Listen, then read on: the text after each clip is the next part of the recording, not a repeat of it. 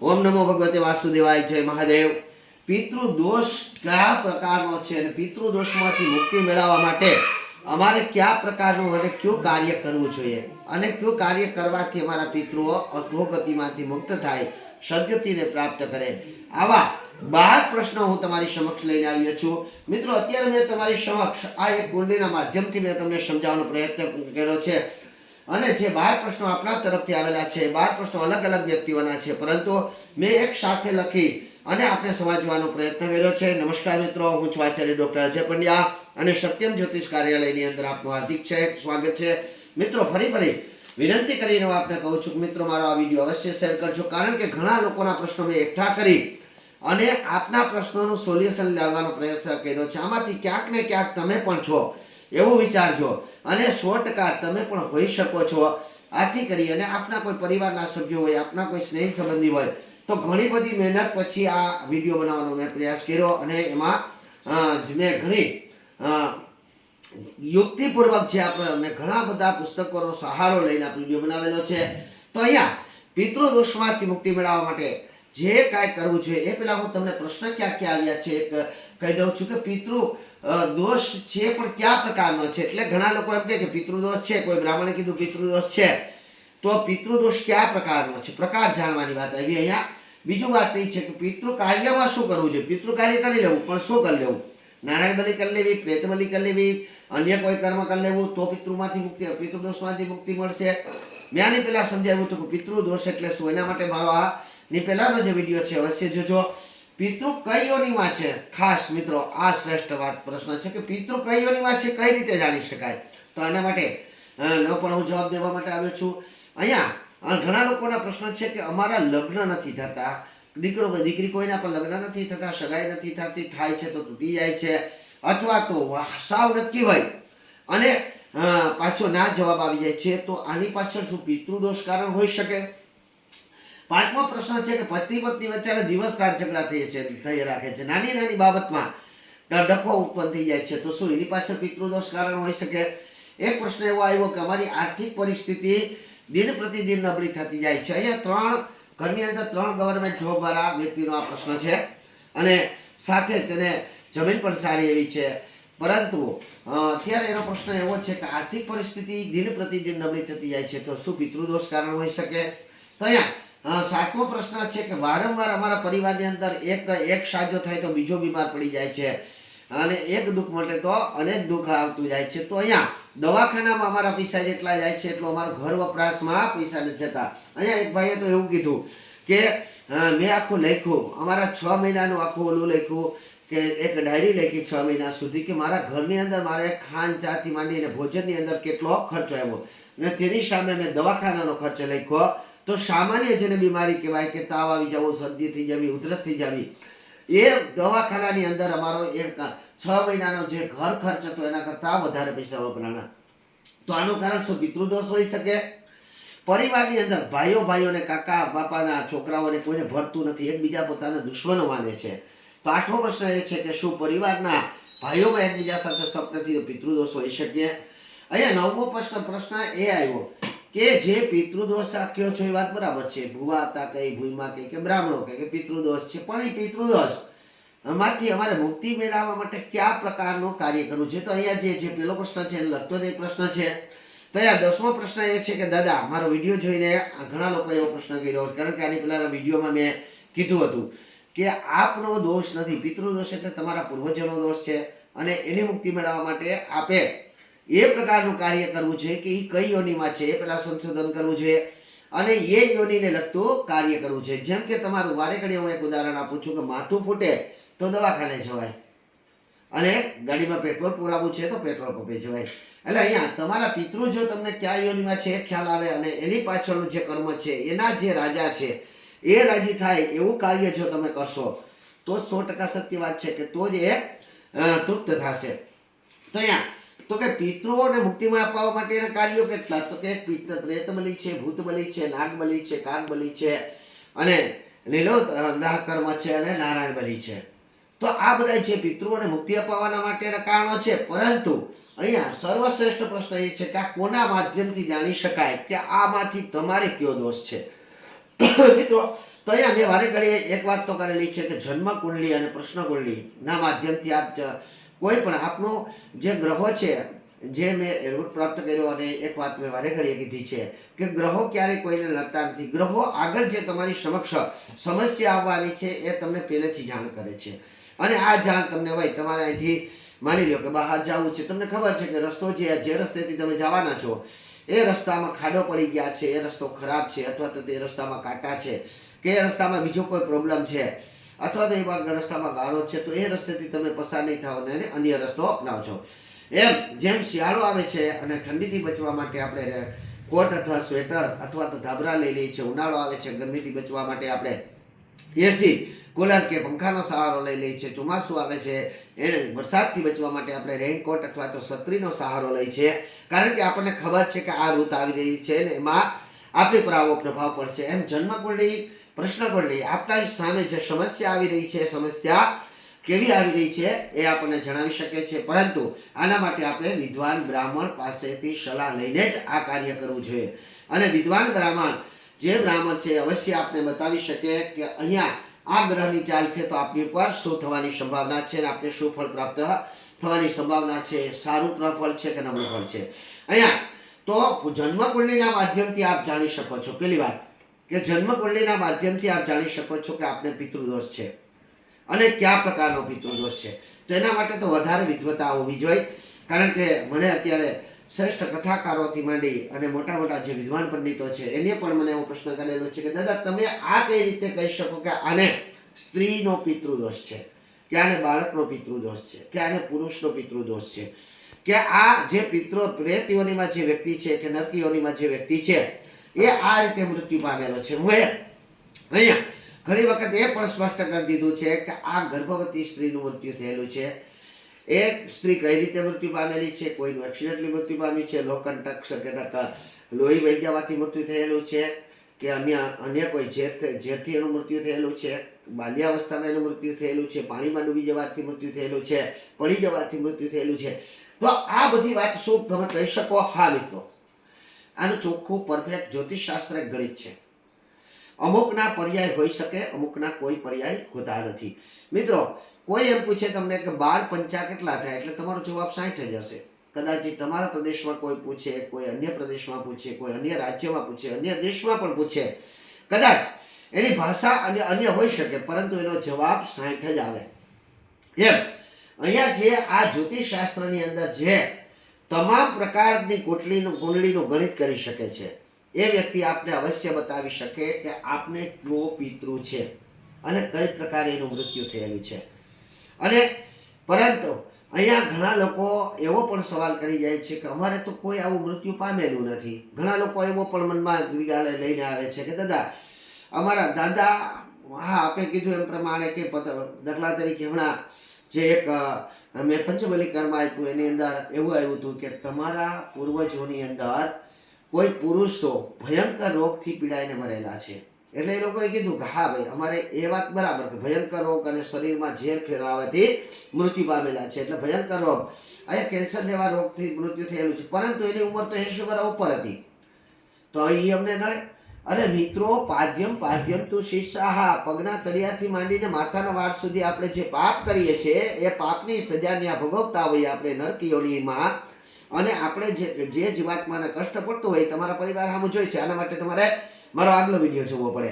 પરંતુ એટલે તો કે ગમે એવડું બરાબર, ગમે એવડું બાળક પણ મૃત્યુ થયા પછી નરક યાતનામાં હોય તો એ આપને ઉપર કોઈ અસર કરી શકે છે. એવી જ રીતે તો મૃત હોય, કારણ કે એને જે પાપો કરેલા છે એની સજા ભોગવવા માટે જ્યાં સજા ભોગવતા હોય ત્યાંથી તમારી ઉપર દ્રષ્ટિ કરે છે ને એ દ્રષ્ટિના હિસાબે તમને દુઃખ મળે છે.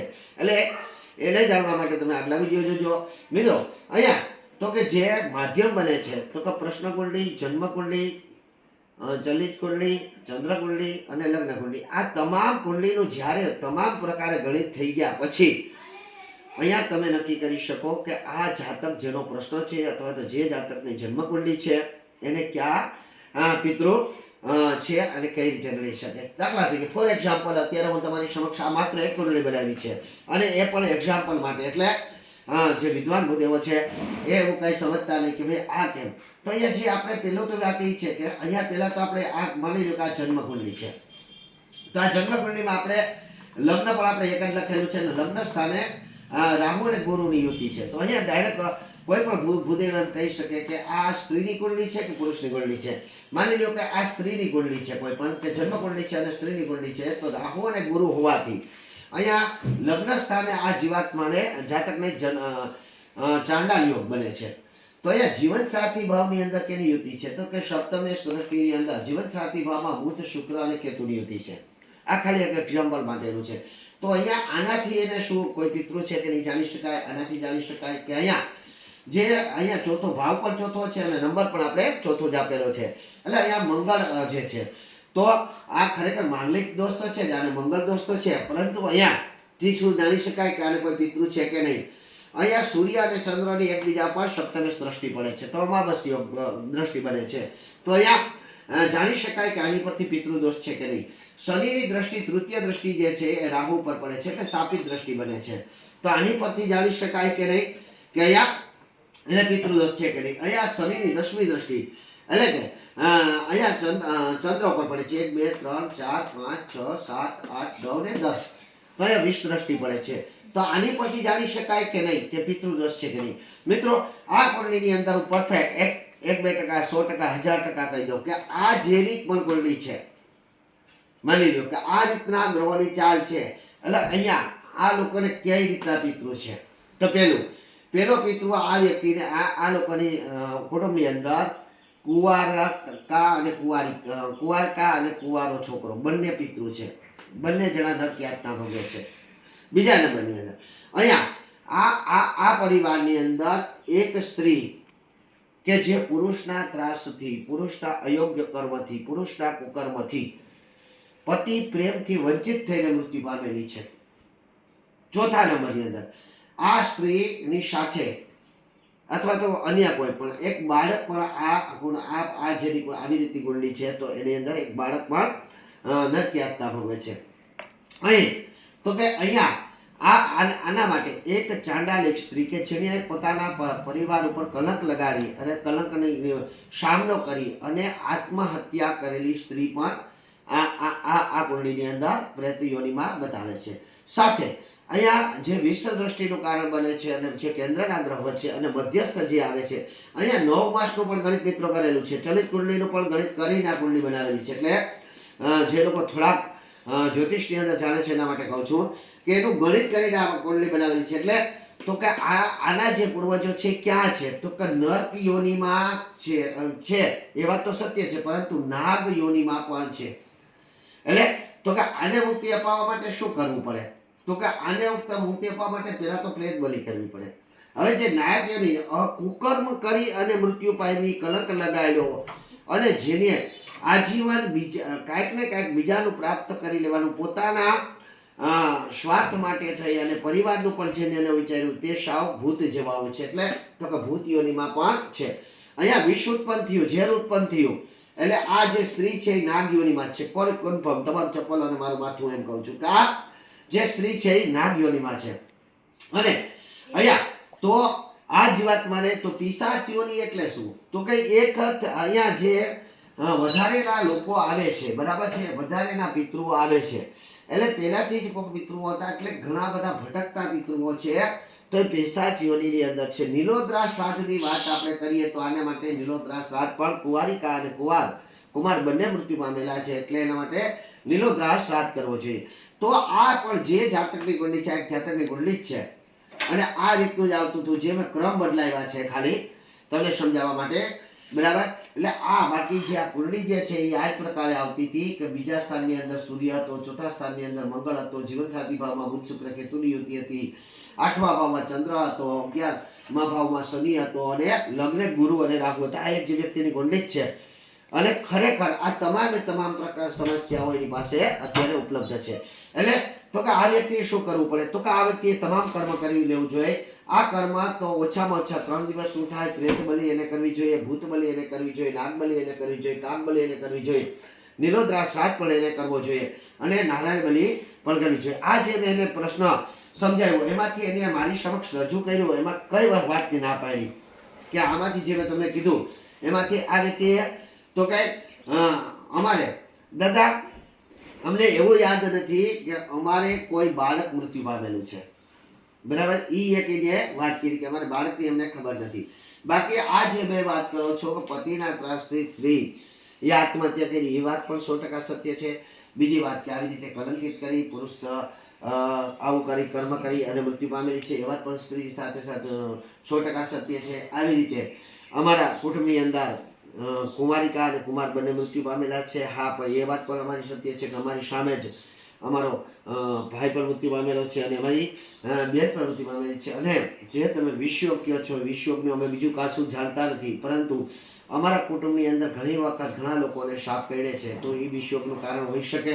અને વિષયોગથી એટલે કે ઝેર ચડવાથી કેન્સર થવાથી કે એમાં વિષયોગથી કોઈ વિષ ચડવાથી ઝેરમાં મરેલા છે, એ વાત પણ સત્ય છે. પરંતુ આને માત્ર એક જ આ વાતની ના પાડી છે કે બુદ્ધ બાળક અમારે કોઈ એવું મૃત્યુ પામ્યું એ અમારા ધ્યાનમાં નથી, પરંતુ બાળક જો હોય કે નહીં આ પણ એનો સવાલ છે. તો અહીંયા અવશ્ય આ મારા વિડીયોને શેર કરજો. પિતૃદોષમાંથી મુક્તિ કરવા માટે આપના બ્રાહ્મણની મુલાકાત લેજો, એની સમક્ષ એક પ્રશ્નકુંડળી બનાવજો, અથવા તો જો આપણે નક્કી જ હોય કે આપણે પિતૃ કાર્ય કરવું છે અને ઘણી જગ્યાએથી એવું આવ્યું હોય કે પિતૃદોષ છે, તો ભૂદેવની સલાહ અનુસાર તમારે આ કર્મ કરી લેવું જોઈએ.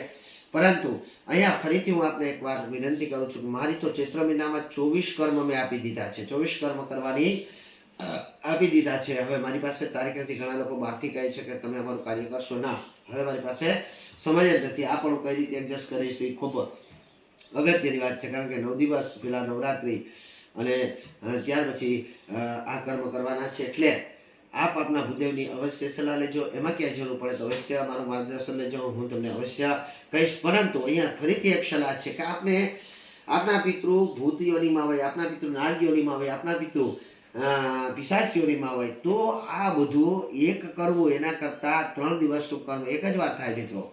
એક દિવસમાં પિતૃ કાર્ય કરી નાખવું ઇમ્પોસિબલ, બરાબર, શક્ય જ નથી. અને શા માટે તમે ભૂદેવને ન છૂટકે તો કહો એટલે ભૂદેવ પછી કરવા તૈયાર થઈ જાય, પરંતુ ના, અહીંયા 3 દિવસનું કર્મ કરવું જોઈએ. એકવાર જેટલો ખર્ચો કરો છો એમાં થોડોક વધારે ખર્ચો કરી અને 3 દિવસનું કર્મ કરો. 100% તમારા પૂર્વજો નરકી યાતનામાંથી મુક્તિ મેળવશે. અને જો કોઈ પિતૃદેવની અંદર જશે તો એના આશીર્વાદ આપને પ્રાપ્ત થશે.